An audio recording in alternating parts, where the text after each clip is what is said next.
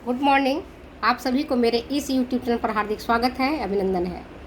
प्यारे बच्चों, मैंने भारत के परंपरागत कढ़ाई ट्रेडिशनल एम्ब्रॉयडरी ऑफ इंडिया के बारे में कई क्लासेज ली हैं, कई सारे यूट्यूब पर चैनल पर मैंने डाला है।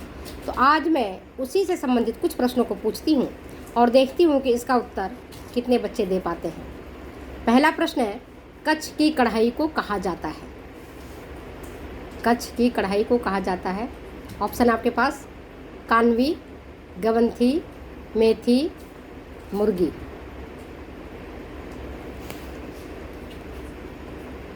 कच्छ की कढ़ाई को कहा जाता है कानवी, गवंथी, मेथी, मुर्गी।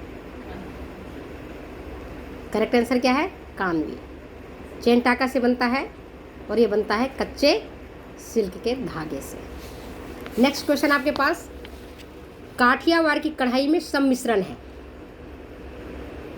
काठियावाड़ की कढ़ाई में सम्मिश्रण है किसका? पहला है ऑप्शन बंगाल का कांथा और पंजाब की फुलकारी का। दूसरा है कच्छ एवं सिंध की कढ़ाई का। तीसरा है धारवाड़ और बीजापुर की कढ़ाई का। और चौथा ऑप्शन है इनमें से कोई नहीं। कौन सा करेक्ट आंसर बताओ? काठियावाड़ की कढ़ाई में सम्मिश्रण है। पहला बंगाल का कांथा और पंजाब की फुलकारी। दूसरा है कच्छ एवं सिंध की कढ़ाई। तीसरा है धारवाड़ और बीजापुर की कढ़ाई। और चौथा इनमें से कोई नहीं। Which one is the correct answer? Correct answer है इसका कच्छ एवं सिंध की कढ़ाई। इनमें शीशे के नन्हे टुकड़ों को भी लगाते हैं। चेन और साटिन स्टिच से कढ़ाई की जाती है। इसका रंग मध्यम होता है और कढ़ाई बहुत ही सुंदर होती है, बहुत मनमोहक होती है, बहुत लुभावनी होती है। अब तीसरा क्वेश्चन मैं पूछती हूँ। Third question. तीसरा क्वेश्चन है, जरी का भारी काम कहलाता है। ये मैंने बताया हुआ है पिछले वीडियो में डिटेल्स में। जरी का भारी काम कहलाता है पहला कामदानी, दूसरा जारदोजी, तीसरा उपरोक्त दोनों ही, चौथा इनमें से कोई नहीं। क्या करेक्ट है? करेक्ट आंसर है जारदोजी। ये जयपुर की फेमस कढ़ाई है। राजे, महाराजे, सामंत, महारानियों की सहेलियाँ इनका उपयोग करती थी ज़्यादा। सोने चांदी के तारों से जड़े होते थे। पर अब सोना चांदी इतना महंगा हो गया है कि अब तो शायद ही मुश्किल ही होगा, और अगर होगा किसी के पास तो धन्ना सेठों के पास ही होगा। और तीज त्यौहार, शादी विवाह के अवसर पर जारदोजी के वस्त्र पहने जा सकते हैं। सोना ही जहाँ 50,000 से पार कर गया है तो बताओ कपड़े में कैसे कोई लगाएगा। चलिए, तो जरी का भारी काम क्या कहलाता है? जारदोजी। अच्छा, नेक्स्ट क्वेश्चन, जरी का हल्का काम कहलाता है। जरी का हल्का काम कहलाता है कामदानी, जारदोजी, चिकनकारी या उनमें से कोई नहीं। करेक्ट आंसर है कामदानी। कामदानी जो जॉर्जेट, शिफॉन इन पर किया जाता है। कम इसमें रहती हैं डिजाइंस वगैरह किए हुए, बॉर्डर पल्लू पर रहता है, थोड़े थोड़े बीच बीच में कहीं कहीं। तो इसको सामान्य लोग भी खरीद सकते हैं और उसको यूज कर सकते हैं। जैसे लहंगा हुआ, साड़ी हुआ, इनमें इनका यूज किया जाता है। नेक्स्ट क्वेश्चन आपका, कर्नाटक की कसूती में टाँका उपयोग किया जाता है। कर्नाटक की कसूती, नाम सुना है ना? कर्नाटक की कसूती, लखनऊ की चिकनकारी है ना, बंगाल का कांथा। तो कर्नाटक की कसूती में टाँका उपयोग किया जाता है कौन सा? सीधा एवं क्रॉस टाँका, जिगजैग टाँका, साधारण कच्चा टाँका या उपरोक्त सभी। कौन सा इसका करेक्ट आंसर है ये आप बताएंगे। करेक्ट आंसर इसका क्या है? सभी। सभी टाँके इसमें यूज किए जाते हैं। सीधा एवं क्रॉस टाँका भी, जिगजैग टाँका भी, साधारण कच्चा टाँका भी। इन सभी के टाँकों के प्रयोग से वस्त्र तैयार किए जाते हैं। नेक्स्ट है आपका क्वेश्चन नंबर 6। जरी की कढ़ाई एक फ्रेम पर की जाती थी जिसे कहते हैं, क्या कहते हैं? उसका नाम बताना है आपको। जरी की कढ़ाई एक फ्रेम पर की जाती थी जिसे कहते हैं, क्या कहते हैं? मूर्तिकला, वास्तुशिल्प कला, कारचोब या भित्ति चित्रकला। क्या कहलाता है? कारचोब, है ना? ये तो अनपढ़ से अनपढ़ व्यक्ति भी इसका जवाब दे देता है। तो आप तो पढ़े लिखे होम साइंटिस्ट हो, जरूर इसका सही आंसर दोगे। इस तरह के सिंपल क्वेश्चन भी प्रश्न पूछे जाते हैं, तभी तो 30-40% बच्चे इसमें नंबर ले आते हैं, है ना। और बाकी 30-40% क्वेश्चंस मीडियम आते हैं और 30% से 25 to 30% थोड़ा भारी क्वेश्चंस होते हैं जो कि आपको स्कोर दिलाते हैं और टॉपर बनाते हैं। तो चलिए, बहुत ईजी क्वेश्चंस था। अब नेक्स्ट क्वेश्चन पूछती हूँ मैं आपसे, वो ये कि लखनऊ की चिकनकारी में पहले चिकन का काम किया जाता था। जब सबसे पहले चिकनकारी का काम हुआ तो किस वस्त्र पर यूज किया जाता था और कौन सा धागा था? तो पहला है श्वेत मलमल के वस्त्र पर श्वेत रेशमी धागों से। पहला ऑप्शन क्या आपके पास? लखनऊ की चिकनकारी जब बनता था पहले तो श्वेत मलमल के वस्त्र पर श्वेत रेशमी धागों से। दूसरा ऑप्शन श्वेत मलमल के वस्त्र पर लाल रेशमी धागों से। तीसरा लाल मलमल के वस्त्र पर श्वेत रेशमी धागों से। और चौथा ऑप्शन है इनमें से कोई नहीं। करेक्ट आंसर क्या है? श्वेत मलमल के वस्त्र पर श्वेत रेशमी धागों से। इतना सुंदर लगता था जैसे बहता हुआ पानी जा रहा हो।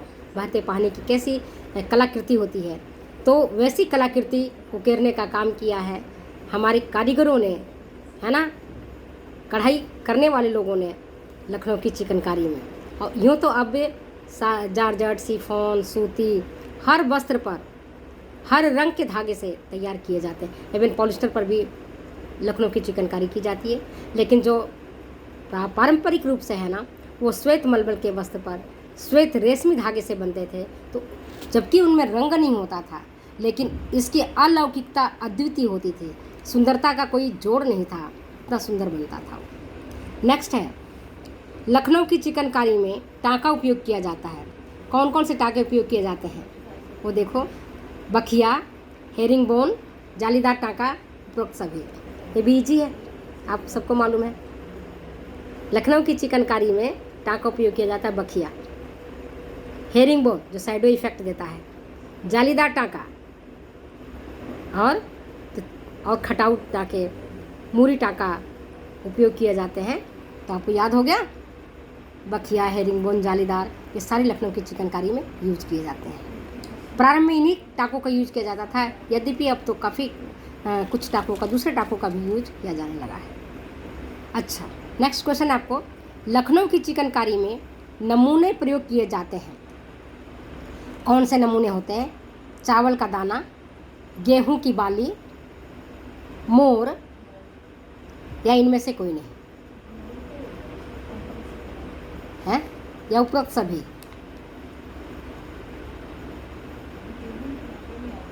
लखनऊ की चिकनकारी में जो नमूने प्रयोग किए जाते हैं वो होता है गेहूं की बाली, चावल के दाने, और देखोगे अक्सर मोर बनाए जाते हैं। मोर पक्षी सबको पसंद आता है, इतने सुंदर होता है मोर की आकृति, सुंदरता, कि शायद कोई भी कलाकार इससे वंचित नहीं रहना चाहता है, अपनी कला उसमें उकेरना ही चाहता है। और राजस्थान में तो जो कढ़ाई की जाती है इसमें पशु पक्षी का, विशेष मानव आकृति का ज़्यादा स्थान दिया जाता है। अब पिछले वीडियो में आपने देखा होगा, जो मैंने ऊपर में एक बैग का कैनवा में डाला हुआ है, आप देखोगे कि उसमें बीच में हाथी है, चटक रंगों से बनाया हुआ है। तो लखनऊ की चिकनकारी में गेहूं की बाली और चावल का दाना, इनका उपयोग किया जाता है। और चावल के दाने के उभार के लिए गांठे वाले टाँकों का यूज़ किया जाता है। नेक्स्ट, चलिए क्वेश्चन नंबर 10वां, पहले चिकनकारी में जो नमूने प्रयोग किए जाते थे वो कौन सा नमूना होता था?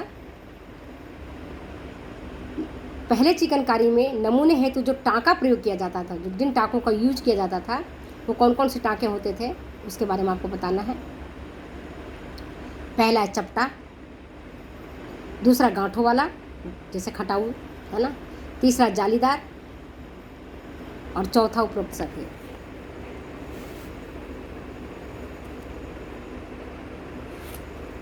पारंपरिक रूप से, करेक्ट आंसर है उपरोक्त सभी। पारंपरिक रूप से लखनऊ की चिकनकारी में और जो नमूने बनाए जाते थे और उनमें जो टाँगों का उपयोग किया जाता था वो होता था चपटा, गांठे वाला और जालीदार। गांठों वाला टाँके से गेहूं की बालियां वगैरह तैयार की जाती थी, चावल के दाने केरे जाते थे। जालीदार आपको मैंने अपनी एक साड़ी के माध्यम से आपको, लखनऊ साड़ी के माध्यम से आपको दिखाया था। अब पहले भी मैंने आपको बताया हुआ है कि श्वेत सफ़ेद मलमल के वस्त्र पर सफ़ेद रेशमी धागों से बनता था। अब जैसे जैसे मांग बढ़ी है, उपभोक्ता ने जैसा जैसा कहा कि भैया लाल रंग पर नहीं है क्या, पीले रंग पर नहीं है क्या, और इस कपड़े पर नहीं है क्या, तो उस तरह से अब वहाँ के डिजाइन में भी परिवर्तन हुआ है, टाँकों में भी परिवर्तन हुआ है। तो अब जॉर्जेट, शिफॉन, रेशमी, है ना, इन पर भी सूती के अलावा चिकनकारी तैयार किए जाते हैं और विभिन्न रंगों का यूज किया जाता है। मैरून भी, वाइट भी, जनरली इसमें हल्के रंग का ही यूज करते हैं, पर अब चटक रंगों का भी उपयोग होने लगा है और इसमें टाँकों भी जैसे shadow work, herring bone, stem stitch, इनका भी उपयोग किया जाने लगा। पर पारंपरिक रूप से अगर पूछा जाए तो आप यही आंसर देना, चपटा, गांठों वाला और जालीदार। ठीक है। वर्तमान में यूज किया जाने लगा है तो उसमें शैडो वर्क भी होगा, हेरिंग बोन भी होगा, स्टेम स्टिच भी होगा, इनका यूज किया जाने लगा है। नेक्स्ट क्वेश्चन पूछती हूँ मैं आपको, वो ये बताना इसका जवाब। सिंध की कढ़ाई में परिलक्षित होता है। सिंध की कढ़ाई में परिलक्षित होता है कहाँ की कढ़ाई? कच्छ और पंजाब की कढ़ाई, पहला ऑप्शन। दूसरा लखनऊ और बनारस की कढ़ाई। तीसरा उपरोक्त दो नहीं, चौथा इनमें से कोई नहीं। सिंध की कढ़ाई में परिलक्षित होता है कच्छ और पंजाब की कढ़ाई। लखनऊ और बनारस बहुत दूर है, याद कैसे करोगे? कच्छ और पंजाब की कढ़ाई। तो ऐसे भी स्थान से भी आप इसे याद कर सकते हो, तो स्मरण कर सकते हो। नेक्स्ट क्वेश्चन है, मणिपुर की कढ़ाई बनाई जाती है। मणिपुर की कढ़ाई बनाई जाती है साटिन टाका से, साधारण कच्चा टाका से, उपरोक्त दोनों ही या इनमें से कोई नहीं। करेक्ट आंसर क्या है हमारा? करेक्ट आंसर है साटिन टाका से और साधारण कच्चा टाका से। साधारण कच्चा टाका का उपयोग करके या बखिया टाका का उपयोग करके बहुत सुंदर सुंदर नमूने तैयार किए जाते हैं। मणिपुर प्राकृतिक रूप से बहुत सुंदर है और वहाँ जो चित्र उकेरे जाते हैं, नमूने उकेरे जाते हैं, वो होते हैं प्राकृतिक। रंग चटक रंगों का उपयोग किया जाता है। एक केवल लखनऊ का चिकनकारी है जिसमें कि हम वस्त्रों के रंग से मिलता जुलता या मध्यम रंग का यूज करते हैं। बाकी आप राजस्थान में देखोगे तो सब चटक रंगों का यूज किया जाता है। मेनली लाल, पीला, हरा, काला, जो जितना चटक रंग होगा ना वो आपके कढ़ाई में यूज किए जाते हैं, खास करके राजस्थान में और मणिपुर में। इसके बाद आपको बहुत इजी क्वेश्चन पूछती हूँ, सबको पता होगा। ये क्वेश्चन है, कश्मीर की कढ़ाई को कहते हैं कसीदा, कांथा, कसूती या चिकनकारी? क्या कहते हैं? कश्मीर की कढ़ाई को कहते हैं कसीदा। कश्मीर की कढ़ाई को कहते हैं कसीदा। कांथा बंगाल की कढ़ाई है, कसूती कर्नाटका की कढ़ाई है। चिकनकारी आपको बता ही दिए, लखनऊ की कढ़ाई है। और इसमें टाका यूज किया जाता है, चैन, साटिन, उल्टी बखिया, हेरिंग बोन, फंदे वाला टाके, और नमूने जो होते हैं प्राकृतिक होते हैं। ठीक है। तो आज मैंने आपको भारत के परंपरागत कढ़ाई के बारे में विस्तृत चर्चा किया है। अगर ये वीडियो आपको अच्छी लगती है तो प्लीज़ शेयर करें, कमेंट करें, सब्सक्राइब करें। फिर मिलते हैं अगले वीडियो में अगले एपिसोड के साथ। तब तक आप करो तैयारी अच्छे से जम के और देखो कहाँ क्वेश्चन हम गलत कर रहे हैं, कहाँ सही कर रहे हैं। Okay, bye bye.